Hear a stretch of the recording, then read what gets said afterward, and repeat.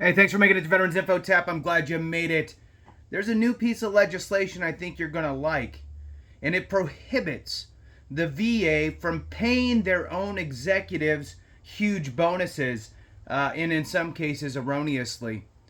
Now, I've talked about this before in the past where the VA has actually taken money that was supposed to be used to retain and attract talent into the Veteran Benefits Administration and the VHA and so forth, the Healthcare Administration, to serve you, the veteran, right?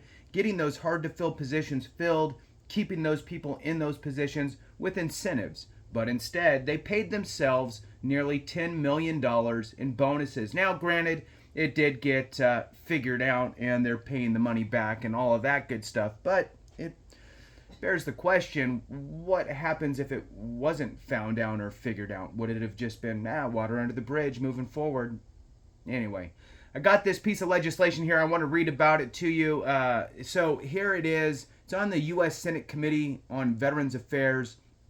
And the title alone, it's got my support. We'll read through it here together and see what sort of nuggets we can find out. Please hit the thumbs up, subscribe, share with a friend, all that good stuff. I truly appreciate it. Every single minute watched helps push this into the hands of others, which helps to grow the channel, which helps to get the word out so we're not left with the I wish I would have knowns, right?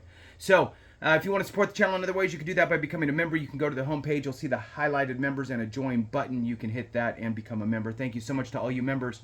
I am in the midst of trying to get back to everybody. It was a big lift after the channel was down for a few days. So jumping back into it, here's the title.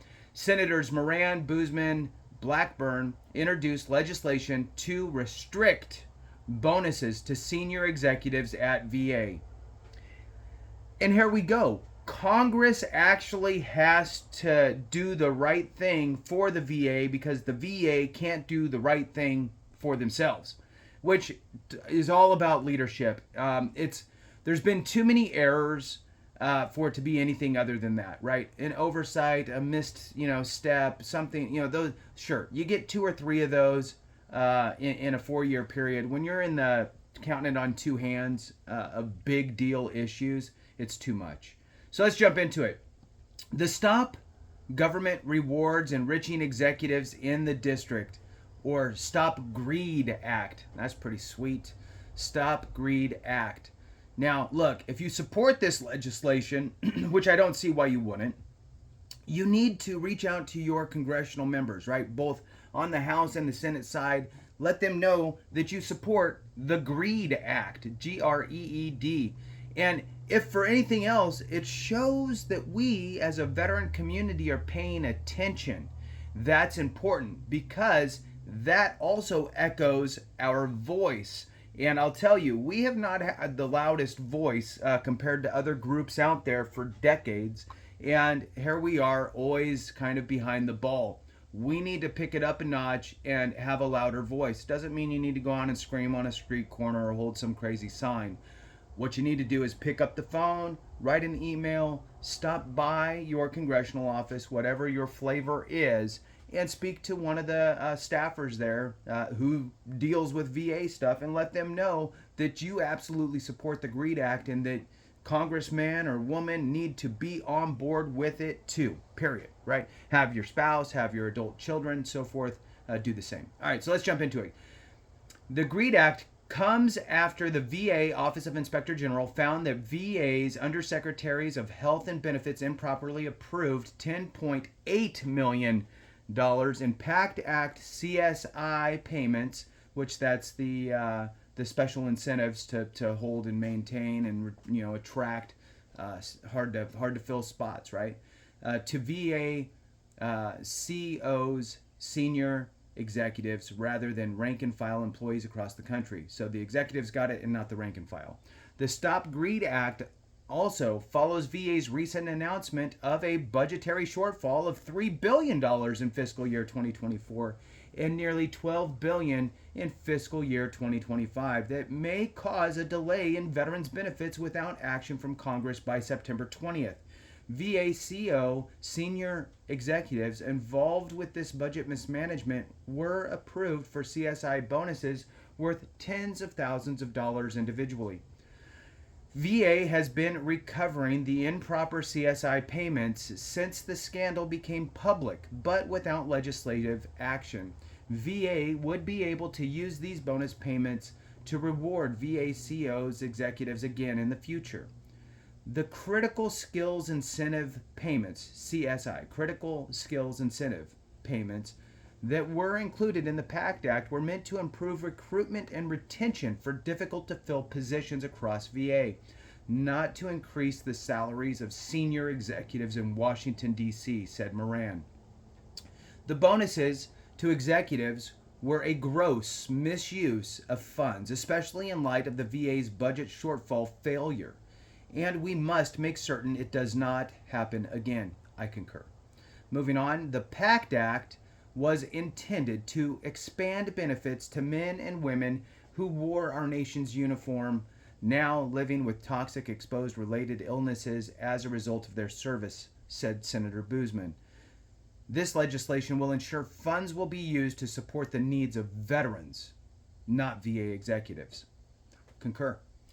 Moving on, the VA must be held accountable for its mishandling of critical skills incentives that were intended and included in the PACT Act, said Senator Blackburn. We must restore integrity and trust within the VA and stop greed, and the Stop Greed Act would help ensure such failure does not happen again.